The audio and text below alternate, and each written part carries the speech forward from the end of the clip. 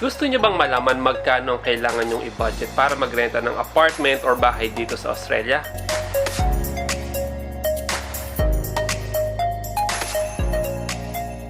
So doon po sa mga hindi nakakilala sa akin, ako po si George. I've been living here dito sa Australia for more than 10 years now. Kasama ko po yung wife ko and yung daughter ko. May kasama din po kaming aso at mga goldfish. I'm sure nandito po kayo para malaman kung magkano yung estimated rental cost dito sa Australia. Tara, simulan po natin. So ilang terminologies po muna and disclaimer before tayo mag-start. Kapag sinabi ko pong CBD, ang ibig pong sabihin nun is Central Business District. Dito nyo po makikita yung karamihan ng mga offices, ng mga malls, mga establishment. Example po nun is Sydney CBD or City, Melbourne CBD, and Brisbane CBD. Another terminology naman po na pag-uusapan natin or nandito sa usapan natin is suburbs. Suburbs naman po is yung mga town na nakapalibot sa Central Business District. Then, punta na po tayo dun sa disclaimer. Disclaimer po is starting 2022 and hanggang ngayon po January 2023 is meron pong rental crisis across the entire country of Australia. What it means po is mas mataas po yung demand kesa sa supply. And what it tends to happen is kapag mas mababa po ang supply is nagtataasan po ang mga presyo. Yan po yung economics na tinatawag natin kung nakikinig po kayo sa teacher nyo nun. So the first question po siguro na nasa isip nyo is magkano yung rentahan dito sa Australia? And ang sagot ko po dyan is depende. Depende sa location, kung anong city po kayo. Kung nasa Sydney, kung nasa Melbourne, nasa Brisbane, Perth, Adelaide. Of course, if you want to live doon sa two major cities, Melbourne and Sydney, mas mahal po ang rentahan doon compare if you want to live sa Brisbane, Adelaide, or Perth.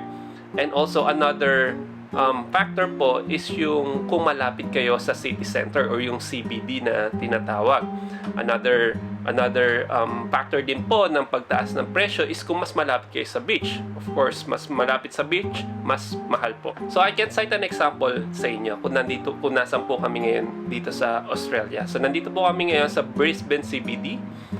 Nagrenta po kami ng 2-bedroom apartment, 1 bath and 1 parking. And ang average cost po ng renta is $650 per week. Of course, because of the rental crisis. Opo, $650 per week po ang bayad dito sa Australia. Hindi po siya per month. Kung lalayo naman po tayo ng mga 7 kilometers away, for example, sa CBD, Indooroopilly suburb, makakita po tayo ng same apartment size, 2-bedroom, 1 bath, 1 parking, about $450 to $550 naman po. And then, kung medyo lalayo pa po tayo, 15 kilometers away, yung ganung presyo po, $450 to $550, makakuha na po tayo ng 3-bedroom apartment doon, 2 bath and 1 parking.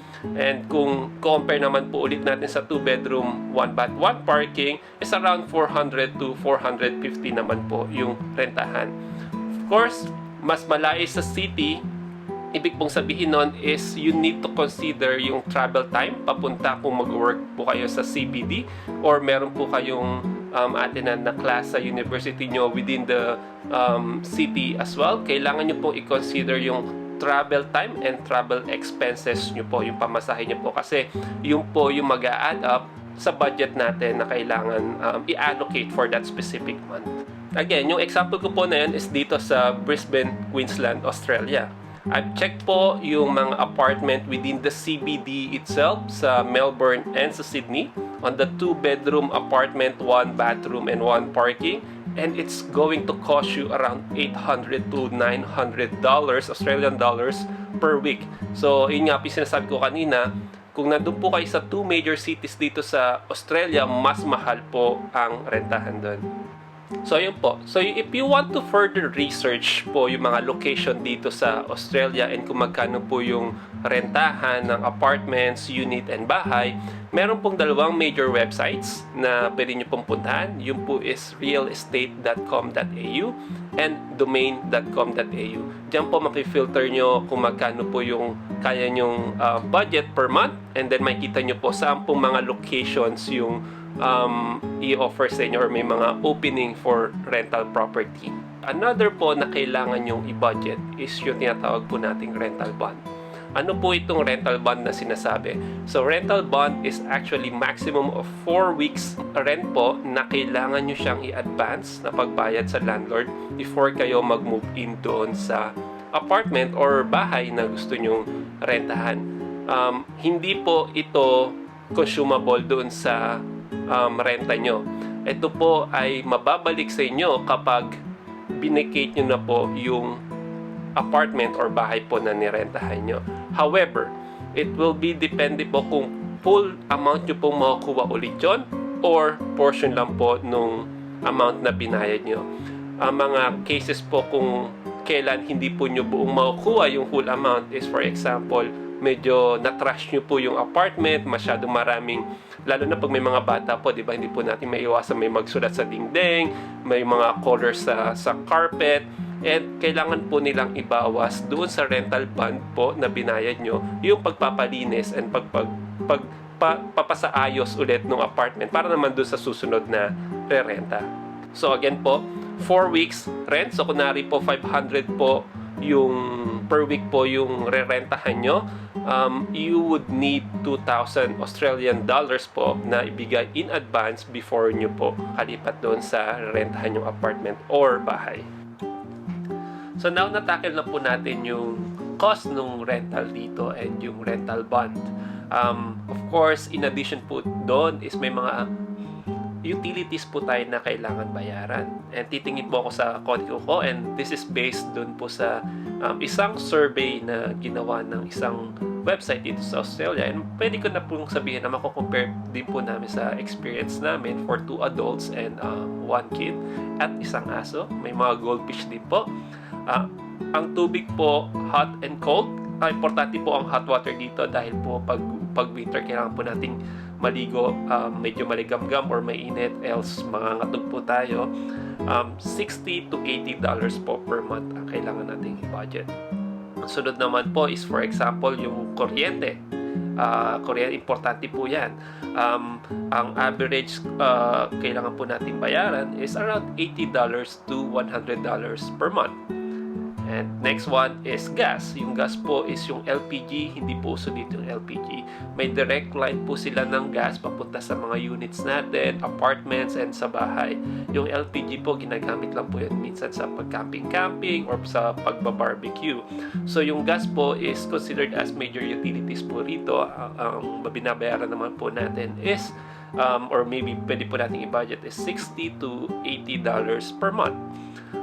Of course, nanonood po kayo dito sa YouTube by using your internet, and kailangan po natin ng internet sa bahay. Kailangan po natin ng Wi-Fi.